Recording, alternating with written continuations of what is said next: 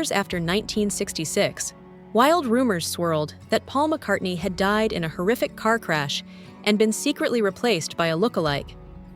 According to conspiracy theorists, even intelligence agencies helped hide the truth.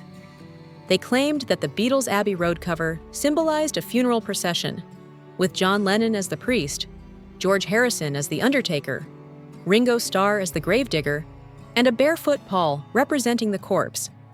Of course, McCartney was very much alive, but nearly 6 decades later, he admits that when the Beatles ended, a part of him really did die.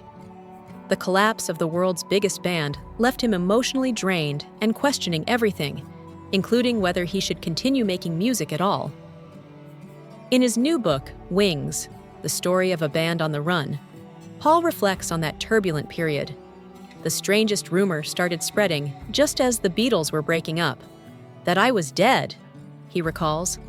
We'd heard whispers before, but suddenly in the fall of 1969, a DJ in America blew it up, and millions believed I was actually gone. He and his wife Linda could only laugh at the absurdity, yet they also understood how toxic gossip could be. Seeking peace, they fled London, escaping the chaos that had been tearing the Beatles apart. Looking back now, Paul admits that in many ways, the rumors weren't completely wrong. I was 27 and about to be ex-Beatle, drowning in legal battles and personal struggles, desperate for a fresh start.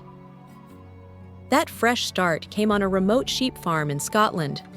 Isolated but free, Paul rediscovered himself as a person and as an artist. The old Paul was gone. For the first time in years, I felt truly free, finally steering my own life, he writes. Determined to break away from the Beatles' shadow, Paul refused to create a Beatles 2.0.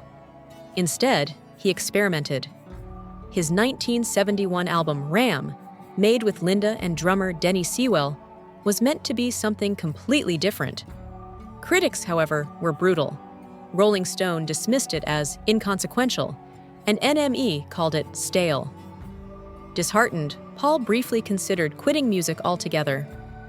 I was depressed, he admits. When everyone's tearing you apart, you start to wonder, do I still have it? Can I make a good record again?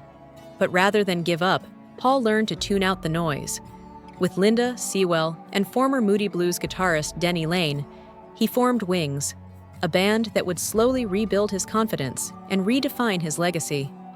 Their Band on the Run album shot to number 1 in 1974, followed by Venus and Mars the next year.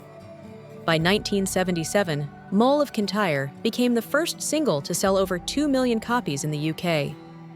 The journey there was anything but easy. In their early days, Wings would drive to random universities, play impromptu gigs, and charge students 50 pence at the door. It was mad, but that's how we learned, Paul says. Even the making of Band on the Run was chaotic. Recording in Lagos, Nigeria, the band faced a rundown studio. And one night, Paul and Linda were mugged by 6 men who stole their money, lyrics, and demos. Linda was fearless, Paul remembers. She yelled, "Don't touch him. He's a musician, just like you." From fainting fits to an infamous arrest in Japan for carrying cannabis, the road ahead was unpredictable. But Paul McCartney's rebirth through Wings proved something powerful. Even after death, real or imagined, legends can rise again.